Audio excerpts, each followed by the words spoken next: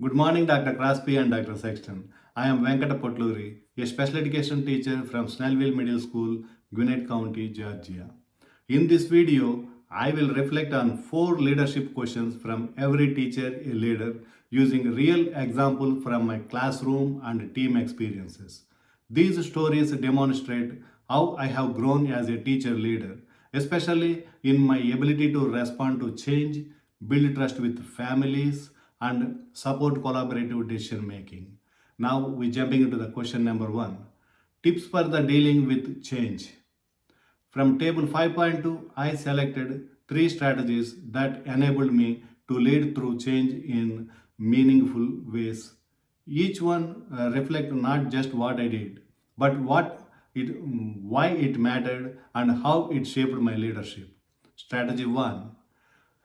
Learn from previous experiences. When I moved from substitute teaching in Sumter County to leading a self-contained ASD program in Gwinnett County, I faced unfamiliar systems, new expectations, and new students with complex needs. But I did not panic. I learned what I had learned before: how to build quick connections with students, adjust routines, and stay calm during the tough moments. That foundation helped me survive in the transition and eventually succeed. I also remembered how I handled change during my first year of teaching when I had to switch classrooms mid year. That experience taught me how to stay organized and flexible even when things felt chaotic. These lessons came in handy again when I entered Gwinnett's structured autism program. This strategy matters because it builds confidence.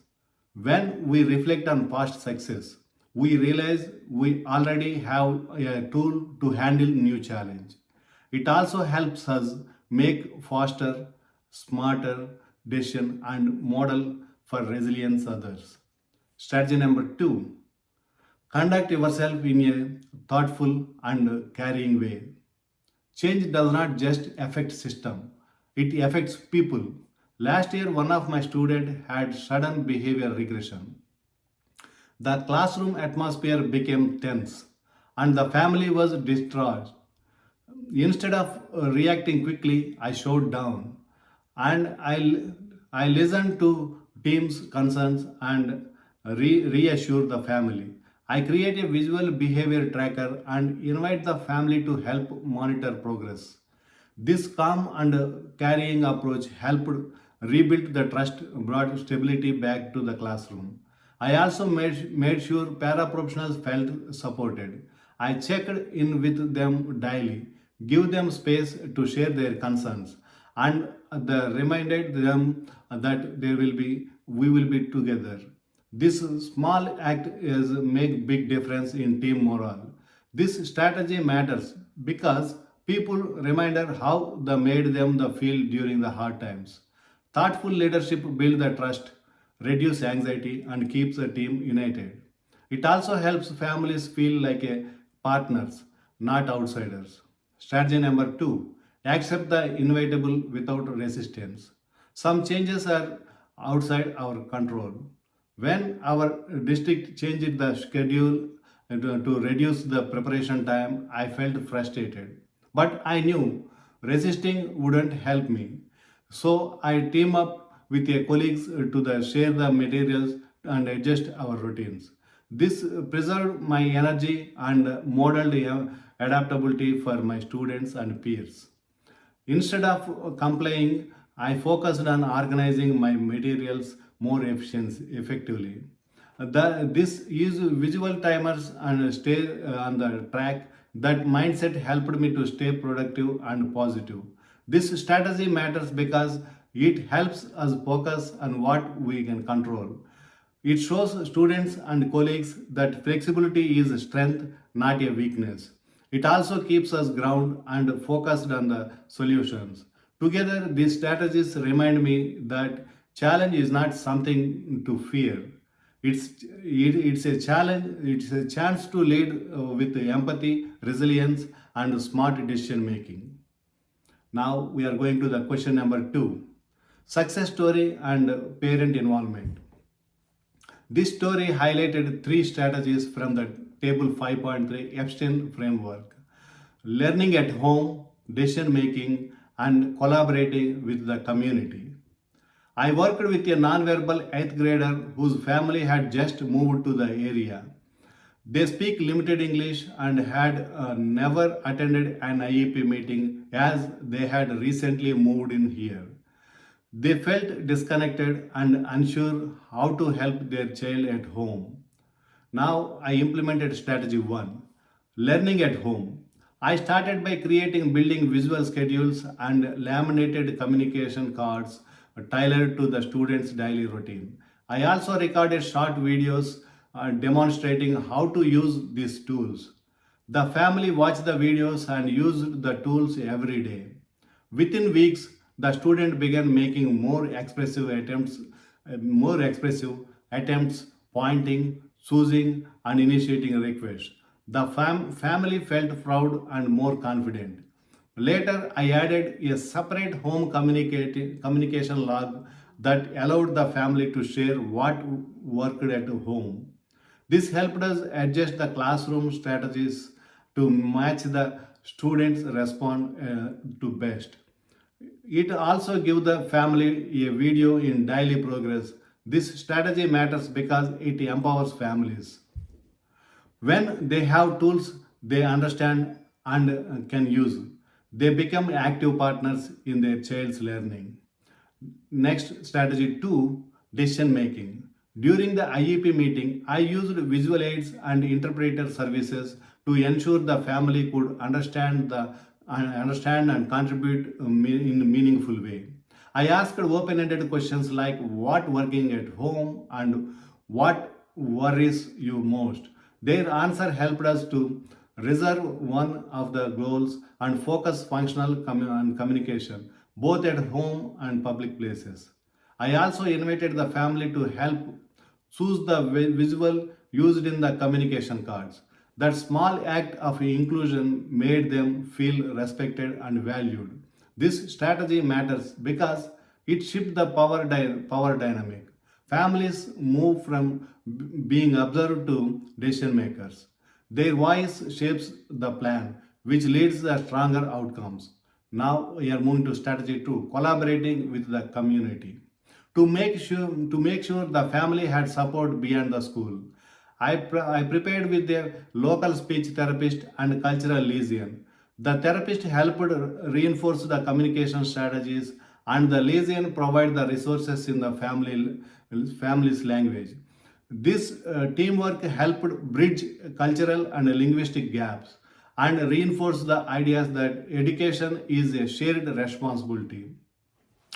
We even connected the family with a local autism support group, which give them the chance to meet other parents and share the experiences. That sense of the community helped reduce their isolation and increase their confidence. This strategy matters because families need more than school; they need networks. We connected them to the community resources, we helped them to feel supported and seen. This experience taught me that leadership is about relationships. It's not just about teaching, it's about listening, building trust, and making families feel like true partners. When families are empowered, students thrive. And when we work together, we create a stronger support system for everyone. Now we are moving to the question number 3: direct leadership style. Direct leadership style, sometimes called my way or the highway, can be useful in urgent situations. I saw this during the crisis meeting in Gwinnett County. One of my non-verbal student had started eloping from the classroom. The administrator called and meeting and led with the firm tone. Roles were assigned, deadlines were set, and behavioral plans was implemented immediately. There was no time for discussion. Advantages: the plan was in place within 24 hours. Staff had clear instructions. The students' safety was prioritized.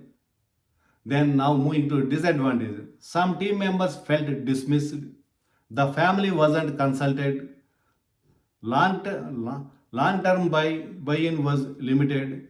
As a participant, I felt torn. The urgency was real, but the ideas is like using visual prompts and involving the family that weren't considered. After the meeting, I followed up with the team and I shared my suggestions. Some were later added to the plan. This experience taught me that direct leadership can solve immediate problems, but it needs follow up. Without collaboration, people felt left out. I have learned to use direct leadership only when necessary and, uh, and always balance it with empathy and inclusion. It also made me reflect on my own leadership. I realized that while I prepare a collaboration, I need to be ready to take change when safety is risk. Leadership means knowing when to act quickly and when to slow down and listen. Now we are moving to the question number 4. Facilitative leadership style.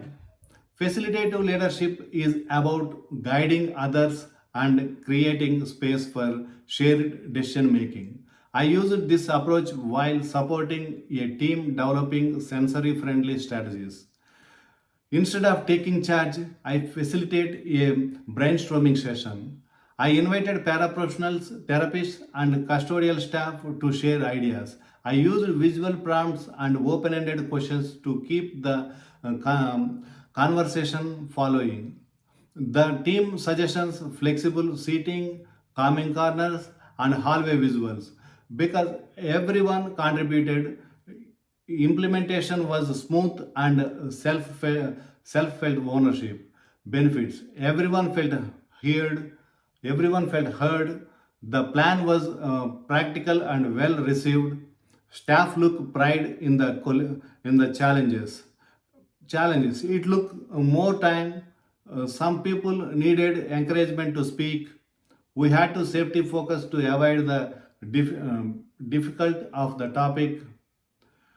I have also used facilitative leadership during IEP meetings, inviting the families to co create goals and using visual agendas to guide the decisions.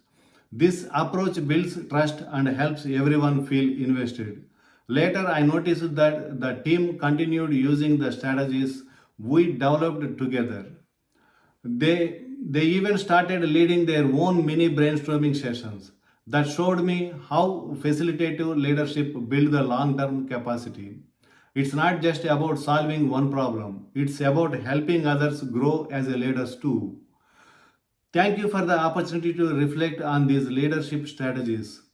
Whether I am guiding a team, supporting a family, or responding to change, I led it with empathy and clarity and collaboration. These experiences continue to shape my growth as a teacher leader, and I am grateful to share them.